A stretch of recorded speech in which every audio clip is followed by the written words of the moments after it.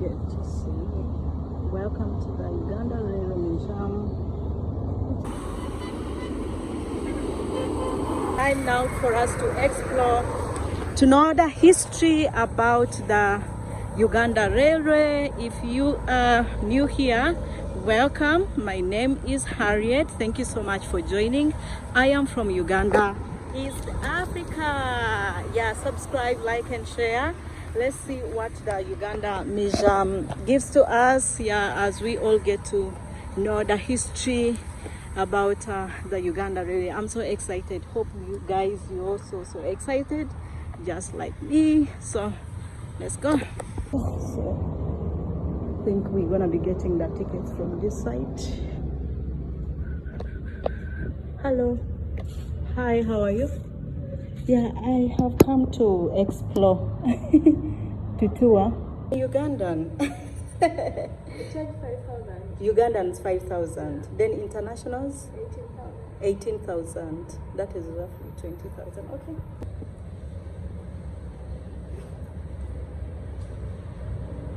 So am I given a guide? Yeah, do you need one? Yeah. Is the same money for the guides too? The what? So when I pay 5,000, Yeah. I'm given a guide. Yeah. Okay. I don't pay extra. No, it depends upon you If you just want to tip, eh? Okay. So, okay. The names, please. Harriet. That's my mom's name. Oh, your mom's name. Yeah. Oh, wow. Say hello to your mom. Tell her that she has a namesake. Okay. Hope she's beautiful like me. Yeah. I'm kidding. Guys, my lips are drying, so I have to keep on adding some lip gloss.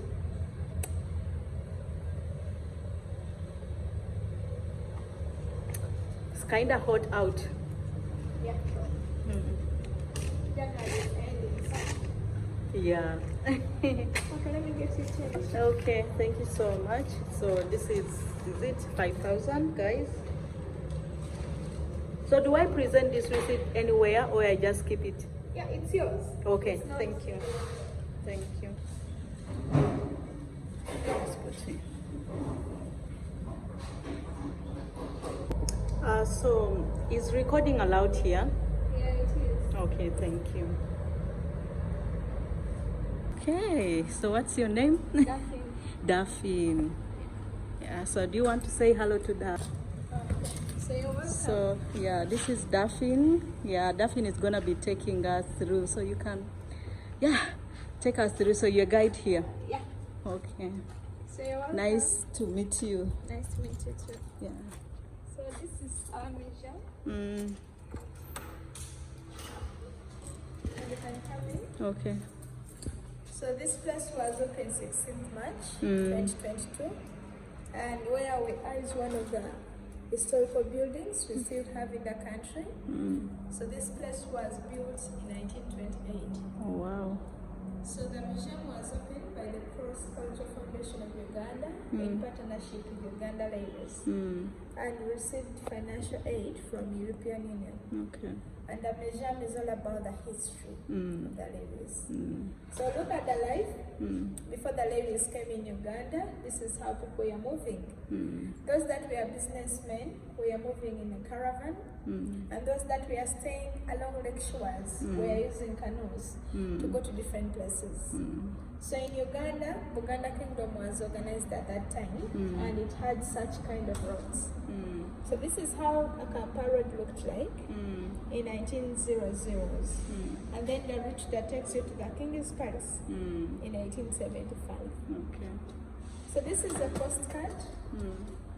And this was for 3 countries, that could be Uganda, Kenya, and Tanganyika, currently called Tanzania. So inside here, it is called a door. They are different from the canals and they are different from the ships. Okay. When they are moving, they are pushed by winds. So that door led the missionaries to the lake shores of East Africa. Okay. And when missionaries came, they introduced cotton. That was around 1903. And this cotton was introduced by Christine Borough.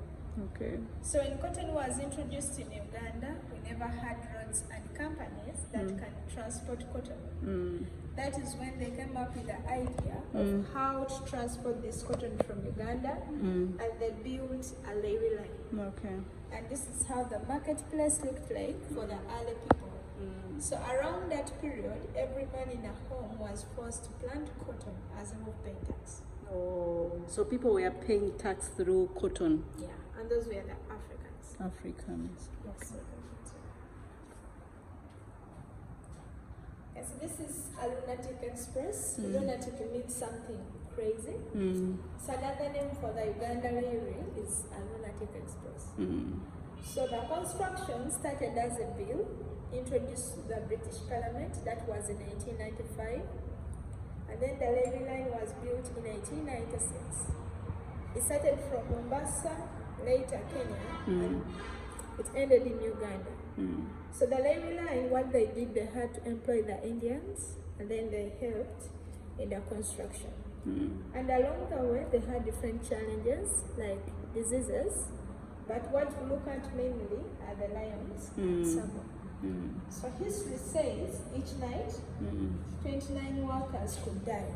Oh, wow. And this happened due to technical difficulties and other challenges. So after the entire construction, 2,593 had lost their lives. Oh, wow, that's And a lot. Huh? That's a lot. And unfortunately, the statement says that Africans that perished were not accounted for. So meaning those were the only Indians, so just other Africans who died during the construction. So, you know, when I remember well about my history, my poor history, my little history, there was a saying that during the construction of the Uganda Railway, there were some people who were killed, like the Nandis, who were living along the land that the railway was passing, and they were refusing like to evacuate the place, so they had to kill them so that they can construct a road. Is it true? Yeah, it happened. That is in Kenya. And so what the Nandi did, they just had to, since they were believing in God at that time, so they had to apply salt to their bodies that a gun can't kill them. Ah, so it was like a protection. So the British already had guns, so definitely. Okay. And this is for Uganda as a country. So the cotton that was introduced mainly to the central part of Uganda. So how to transport the cotton? A monorail was built, and it was connecting within these countries here. So it was connecting from Bombo, Matuga, and then until it reached Port Bell. So around that period, such kind of ships were introduced. And these ships here were from Scotland. So they came piece by piece, and they reassembled them to make a very big yacht. So do we still have this type of ships in Uganda? No. No. Okay.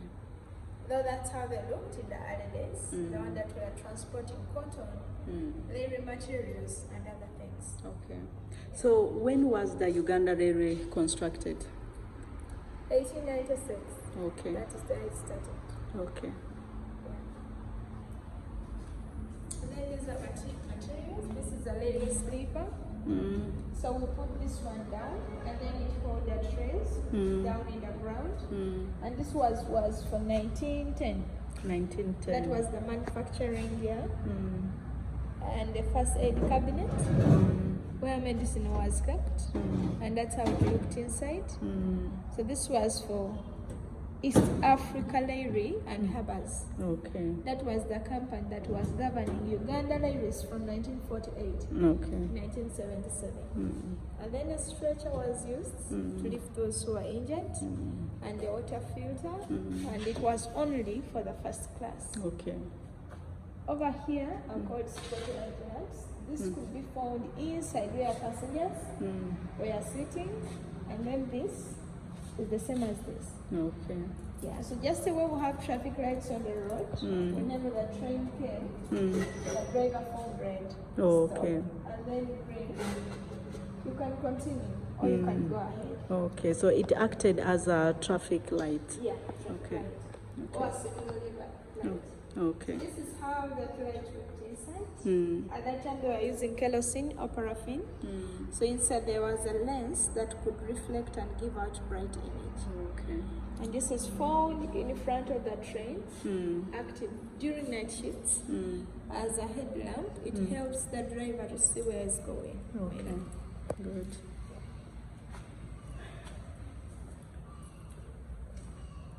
And that is a 6th century group.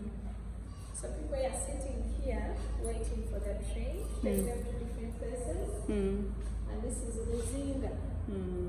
So it is found in the Kamuli district, that is the eastern part of Uganda, and that's how it looks. Okay.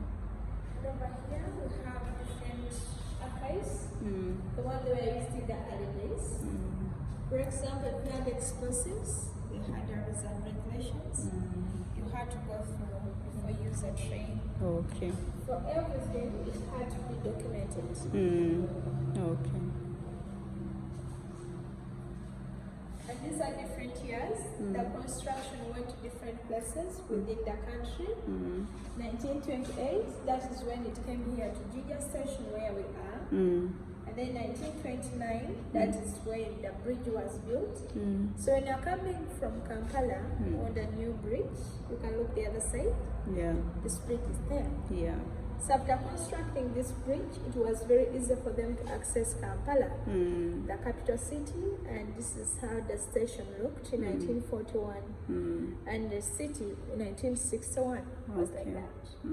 So it went to other parts within the country, and then 1928, that is when from Tororo to Soroti, the major target was all about cotton, and then Kasese, that is the western part of Uganda. So why did they have to extend the Uganda Railway from Jinja to Kasese? Because the major target was to get copper. Copper, okay. So after discovering that copper was that side, they had to construct a duro or a circle to connect to Kasese. Okay. The mining could take place, and then copper was later brought to Jinja, where there was a copper smelting machine. They smelt it and then they push it back. So the question is, do they still have copper in Kasese right now? No, unfortunately it was all mined. It's okay. Okay. So 1961 from Jinja to Tororo, the major target was cotton. And then 1962, that was after independence, Soroti Lila and Gulu were built. So this is how the stations looked like in the early days. Perfect. So as the train was working, we encountered what we call racism. So that is when we are not allowed to access the same facilities. First class, how they are sitting and sleeping. Third class, that's how it was. Like this reads Europeans only. Okay. With the station master. Yeah, so the second class, we are the Indians that were working within the train section. Then the Ugandans were the third class. I know.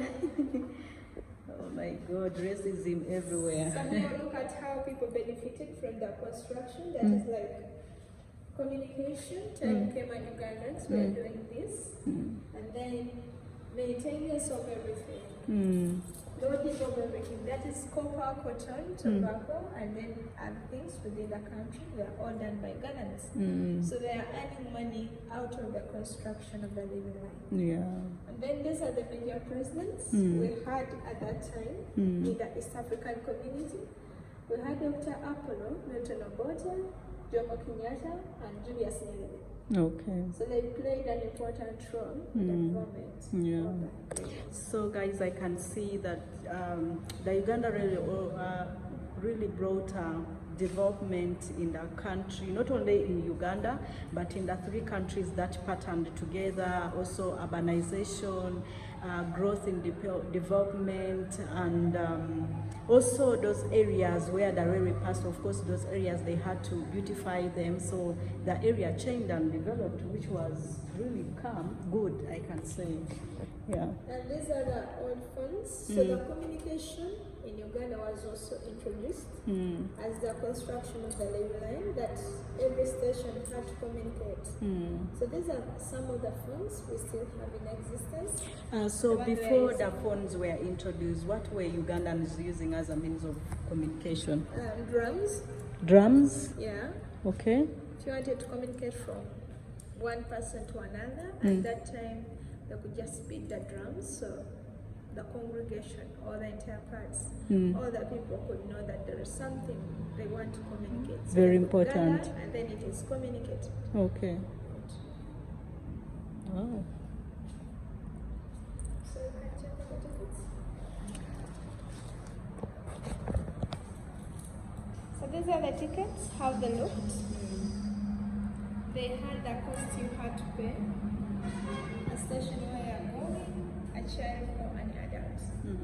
And all of them were for Eastern region, that is from Jinja to Pakwach, mainly. Yeah. Okay. And these are the people that used that train in early days. So some of them were business people, others were passengers. And they give out their explanation of how it felt. The testimony. Yeah, the testimony. So these are the testimonies, the people who used the railway. Wow, that's nice. Some of them are still alive. Yeah, they are all still alive. They are all still So alive. when we're opening up, we had to invite them to Oh, to come and they do the say inauguration. something. Okay. And this is the current situation of our railway lines right now, since we are no longer using the trains. So most of the places are in that state. Okay, I see.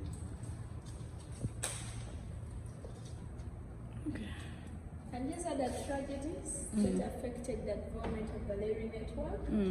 Like 1963, an accident happened. A train was coming from Kampala to Jinja, so it went off the tracks and it exploded into flames. And then 1972, that was the year Idi Amin was the president of Uganda, led the economy to collapse.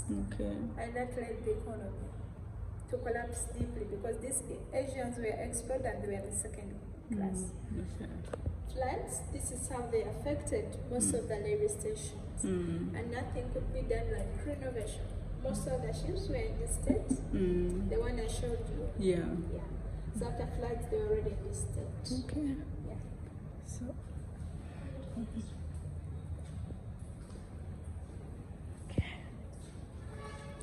So this could be like how to book tickets in the early days. This is how people book tickets in the early days. Yeah. So they could write your station. These are called cash banks where money was kept. So it had Uganda Railways, Kawalo Station, and then this could be the machine cutting your ticket. Okay. So after cutting it, all tickets were picked from here, called ticket tube, and that's how they worked. And this is a typewriting machine before it was replaced by this one.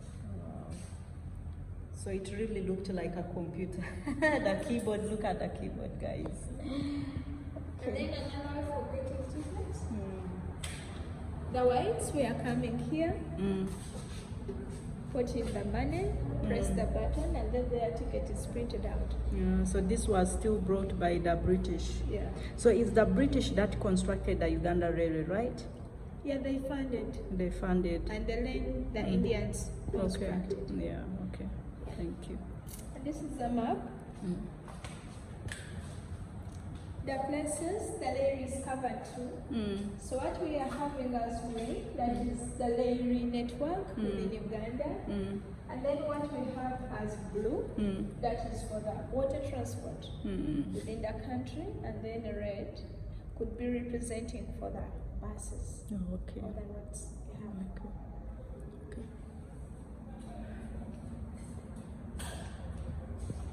So for measurement of carbon, this is how it was done. This could be pushed by the Ugandans, and then then they measure here. The kilograms your cargo had is the cost you had to pay, and you had to protect your luggage. Like no one was responsible in case something could get. So even if something gets lost, you are responsible of your own things. Yeah, as long as you had to protect. However, if you have something like a cow and then it could die on that train, compensation could be given to you, and that was done to the telegraph office. Okay, so they could even transport cows. Yeah. Goats. Oh, It was kind of cute. yes, yeah. And this is just a display. So where something like a house is, that is Ginger Station. And then where something like a bridge is, that is the 1929 old bridge where the train passed on top. And then the other side is western part. So for it was going through something like a tunnel. Yeah, that's how it could be. Okay. And these are different machines. They are using in the communication. Like this is called electronic token. So before phones came, for communication to be done to avoid collision or accidents, they could get this. This is called electronic token. It had the station where you're going and the line, that is line 2. So they could get this and they put it inside here. Okay. So just so we have the other photo there. Like whenever the train was coming maybe from Kampala to Uganda, a driver was given this and he checks inside for a token that has the line he had to use in the station. Okay. So that was done to avoid collision. Okay. To take place. See. Is the same as that one? But that is one of the instruments we have, a box layers in the construction. Wow.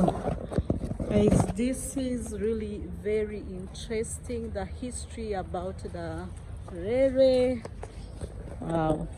I'm learning a lot of things. Okay, this is called a bellow. A bellow? Yeah. Since the first train was using coal or firewood, they could pump in and then it could be compressed to release air from here. So this could support the burning of coal or firewood to take place. Okay. And that makes it a steam engine train. Okay.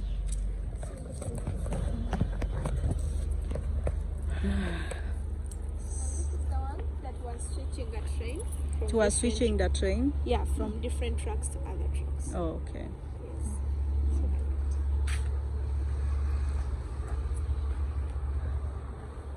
You have a lot of knowledge about the things. Can you imagine, I'm a Ugandan, but I had never visited Uganda Railways. It's such an interesting place, guys. Very interesting.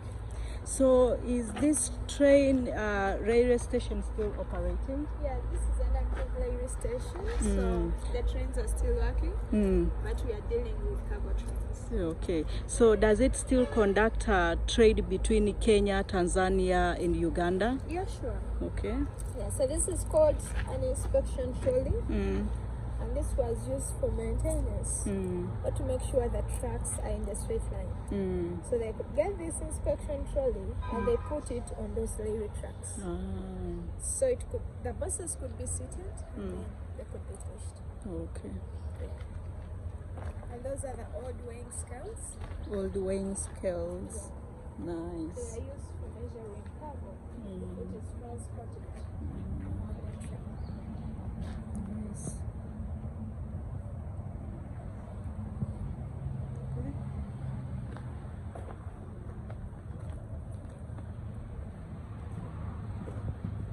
So this is a cart. It is a cut. A cart, yeah. So it was used to pull cargo. They could put cargo there up and then it could be pulled to be measured on the weighing scale. Okay. So continue this side.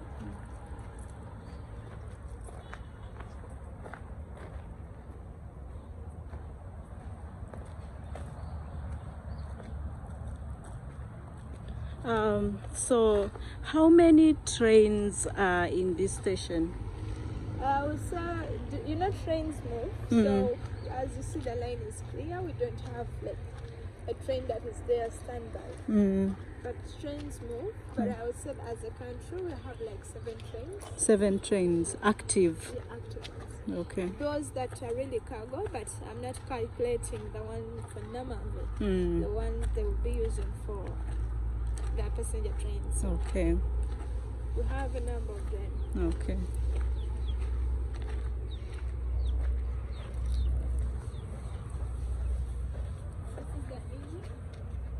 Sorry? Engine. This is the engine? Yeah. Okay. So in Uganda we have diesel trains, and then this train was from Germany, 1978, and it was made by MTU, that is the company, Henschel. So this train was donated for the people to come and see as a display thing. Okay. Nice. So we can enter inside, see where the driver sits. From here? Yeah, sure, it's open.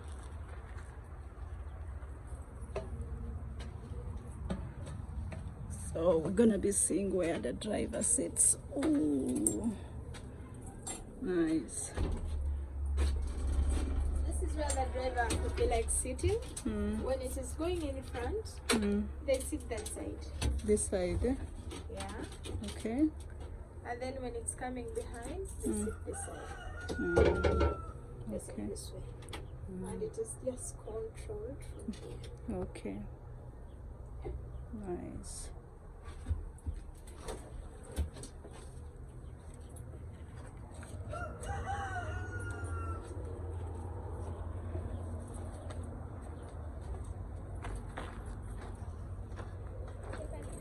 Yeah, it is open.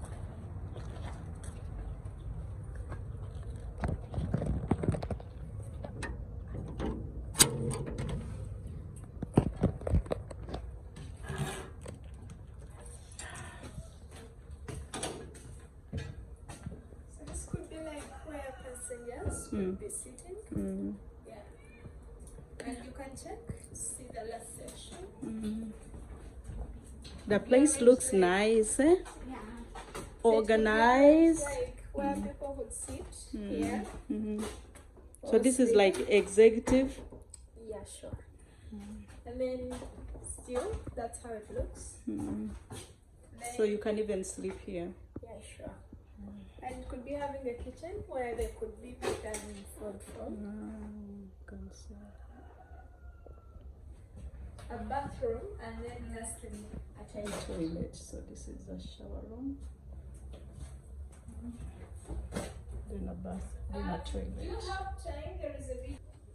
Wow, the place really looks so cool. Hey, I'm loving this one, guys. I can't wait to board the Uganda SGR when it will be ready, guys. The place really looks so clean and organized. Wow, this is amazing. Very, very interesting.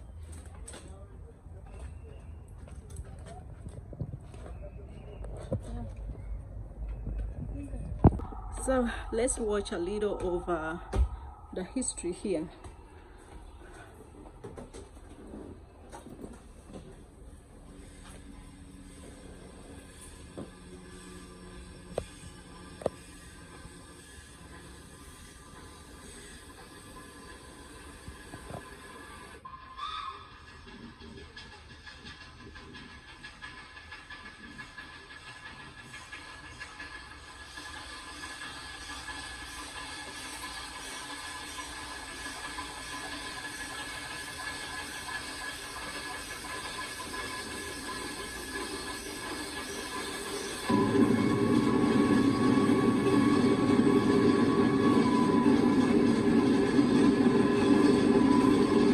Once more, welcome to the Railway Museum.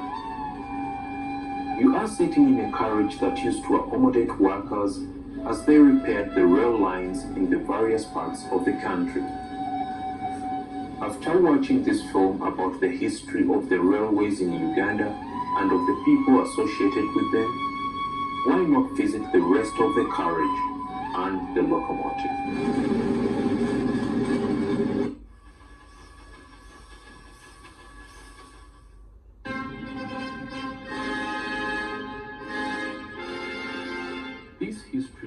start in Uganda, but rather in London, where Parliament sat in 1895 to approve the construction of a railway that would go all the way from Mombasa to the shores of Lake Victoria in present-day Kisumu. While not a mile of it was in Uganda, it was called the Uganda Railway because the aim was to reach Uganda. Actually, the history about the Uganda Railway is very, very interesting. Actually, me as a Ugandan, I have learned a lot about Uganda Railway. So if you would love to learn a lot of history about the Uganda Railway, how it used to operate, how it began, everything, please, I highly recommend that when you're coming to Uganda, visit the Uganda Railway here at Jinja, Uganda Railway Museum. It is very interesting to know a lot of things that happen, how Ugandans used to conduct business like trade, how they used to do export and imports through the Uganda Railway between the three countries, that is Uganda, Kenya and Tanzania. So subscribe, like and share. She was really so lovely. There she is. So when you're coming here, make sure you check on her, and she'll be there to take you around, to tell you more interesting story or history about Uganda. Really, you're so nice. So see you guys in our next one. I love you guys. Bye. Catch you later.